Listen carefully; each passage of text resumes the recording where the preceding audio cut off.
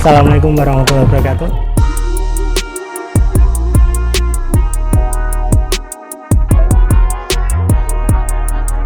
Sebelum saya menyampaikan materi, izinkan saya untuk memberikan gambaran terkait materi yang akan saya berikan. Dalam teori jurnalistik, terdapat berbagai macam mazhab yang semuanya dapat dipakai sebagai bahan pembelajaran maupun praktik di lapangan.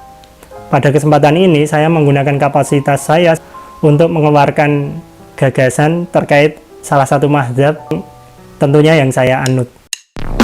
Bagi yang sudah pernah membaca atau menerima materi features, mudah-mudahan materi yang saya sampaikan dapat dijadikan pengingat. Bagi yang belum pernah mendapatkan materi ini, mudah-mudahan menjadi ilmu yang bermanfaat yang dapat dipraktikkan dalam melaku jurnalistik masing-masing. Baik, untuk mengawali materi, kita akan mencoba menggali sejarah terkait features.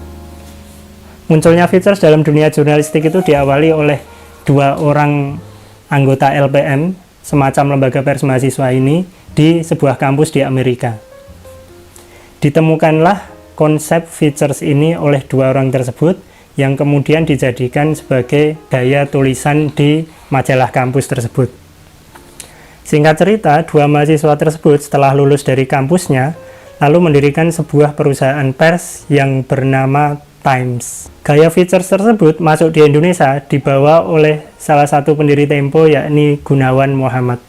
Gunawan Muhammad belajar ke Amerika, menimba ilmu di sana, dan datang ke Indonesia membawa features itu ke dalam media yang dibentuknya, yakni Tempo.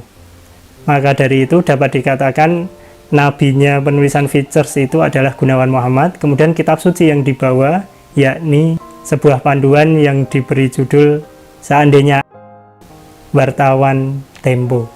Panduan tersebut dibuat Gunawan Muhammad untuk melakukan rekrutmen wartawan majalah Tempo pada zaman dahulu. Jadi dia membuat standarisasi seorang yang layak menjadi wartawan majalah Tempo. Gunawan Muhammad menyebut features itu ada dua jenis, yakni feature news dan feature story. Lalu, sebenarnya apa itu features? Hakikatnya, features itu adalah struktur penulisan. Struktur penulisan yang bagaimana? Saya mencoba menggambarkan dengan tiga struktur penulisan yang perlu kita ketahui. Yang pertama adalah penulisan strike news. Strukturnya adalah piramida terbalik, di mana bagian yang penting diletakkan di paling atas, kemudian semakin ke bawah semakin tidak penting. Kemudian struktur feature seperti lengkungan gitar. Jadi sesuatu yang menarik ditaruh di awal dan akhir tulisan. Kemudian yang ketiga adalah struktur narasi. Struktur narasi sendiri terdapat tiga model, yang kesemuanya memuat kronologi. Yang pertama berbentuk piramida, di mana kronologi diawali dari awal hingga menuju klimaks.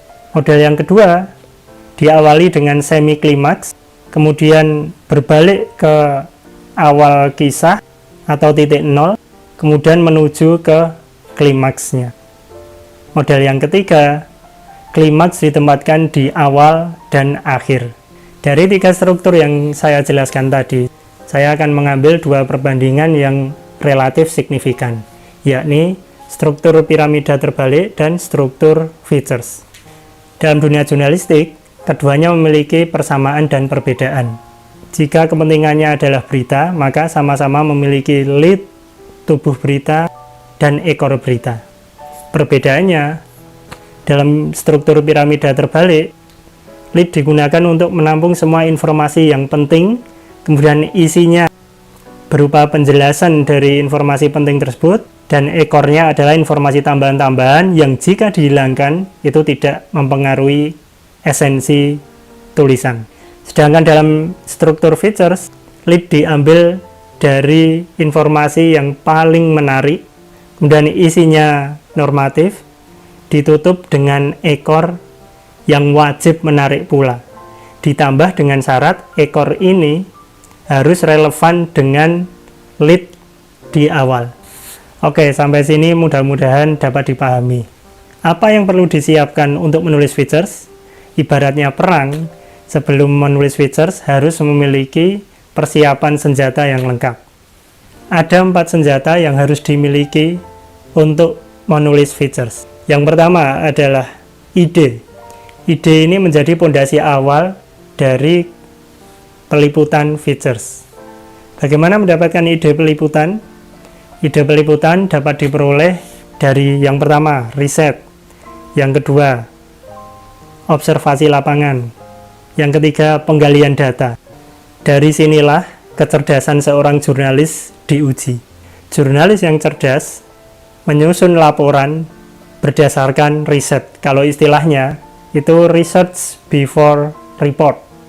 Itu tadi yang harus dipersiapkan dalam penulisan features, yaitu ide. Kemudian yang kedua, yang harus disiapkan adalah sudut pandang alias angle. Jadi dari data yang kita peroleh, dari riset yang kita peroleh, dari observasi di lapangan yang kita peroleh, kemudian tugas kita adalah menyiapkan angle sebanyak-banyaknya. Setelah angle-angle itu terkumpul, baru kita saring, kita seleksi, kemudian kita kerucutkan menjadi satu angle yang paling menarik. Inilah point features, angle yang paling menarik, bukan paling penting.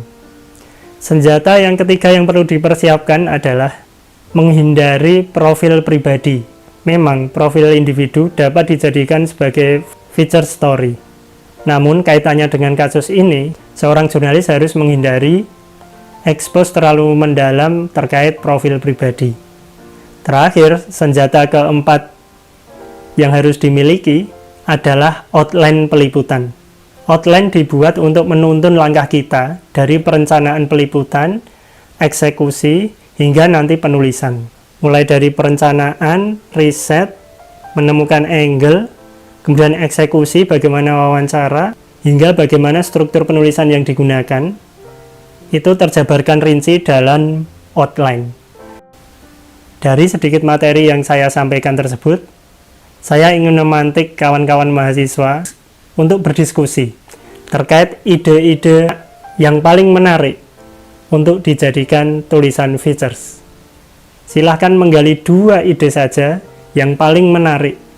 Saran saya, jangan membatasi otak kita dengan ide-ide yang kita senangi. Tetapi cobalah berpikir secara luas terkait apa yang menarik dan sedang diperbincangkan oleh mahasiswa maupun masyarakat umum. Saya berharap kita tidak egois dengan membatasi pikiran kita, dengan membatasi ide-ide kita sebatas keinginan kita. Berpikirlah terbuka, seluas-luasnya, tanpa batas. Demikian sedikit dari saya. Terima kasih. Assalamualaikum warahmatullahi wabarakatuh.